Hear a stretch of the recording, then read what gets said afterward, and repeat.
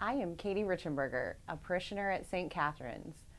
My husband Jared and I have 5 kiddos, and we really enjoy going on adventures as a family. When I think about Mary's Fiat, I am in awe of the simple trust that she demonstrated. She didn't know what would be required of her, and she didn't need to. She was willing to say yes without the details.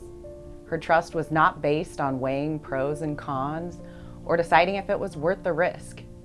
Her entire life was centered around doing God's will, which allowed her to give her fiat without hesitation.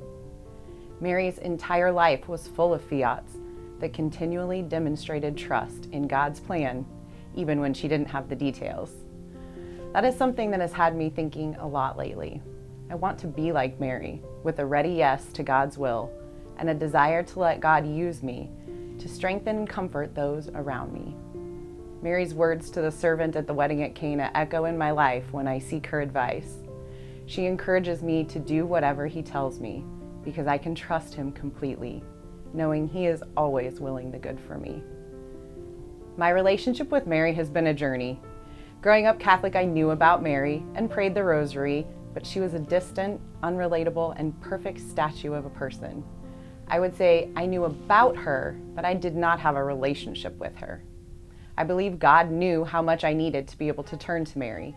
He gave me a wonderful mother who is still my go-to with questions, and many friends who were examples of womanhood.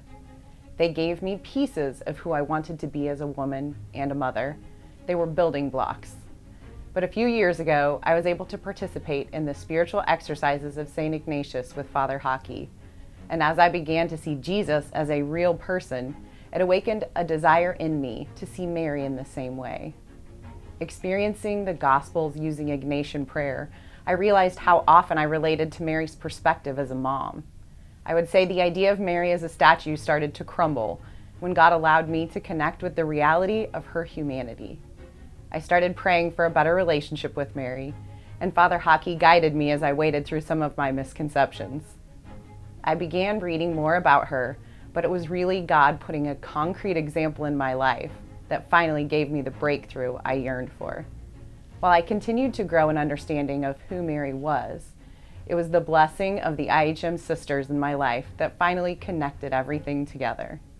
They had been a part of my faith life since high school, but as an adult, I developed a greater appreciation for all that they do. They have been vital to my spiritual development and that of my children.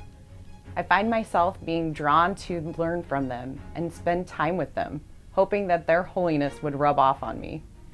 I believe God revealed the truth when he showed me that all their simple joy and holiness was as a result of them living in imitation of Mary.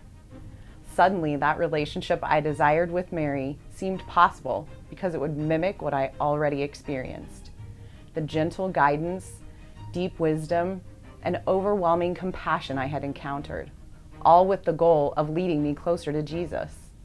The IHMs are such a blessing to our diocese. The story gets even better as we felt called on a pilgrimage later that year and were able to visit Lourdes and Fatima, which gave a big boost to our Marian devotion. Through this journey, God has shown me that the mission he has for me is to imitate Mary by helping people to feel seen and welcomed as a part of a community of believers. He asks for my fiat every day by presenting me with opportunities in my family, with my friends, and in the ministries I am involved in to reach out in love in ordinary ways. And in this year of St. Joseph, I attended a Lenten retreat at the IHMs where the leader encouraged us to let Mary be the one to help lead us into relationship with St. Joseph. And thinking back to the comfort and strength that Mary was able to give through her example of complete trust in God, it seems easy to see that with St. Joseph too. He does not hesitate when God tells him to take Mary and Jesus to Egypt, fleeing to an unfamiliar place without the details on how he would provide for his family. I am still learning about St. Joseph, but I have been blessed to see my husband's growing devotion to him really push him towards a new degree of leadership for our family. So I invite you to get to know Mary and Joseph better this year so that they can help you discern where God is calling you. If you aren't sure where to start, then keep it simple. Just ask God to help you develop a relationship with Mary. and try to pray the rosary as a beginning step. If she seems distant, I also recommend watching several of the episodes of The Chosen online that include Mary. As you grow in relationship with her, ask her to lead you to St. Joseph. God chose these special people to teach him and protect him during his time on earth. When opportunities to serve are presented, or God asks us to make a change, we have a team of people to ask for help.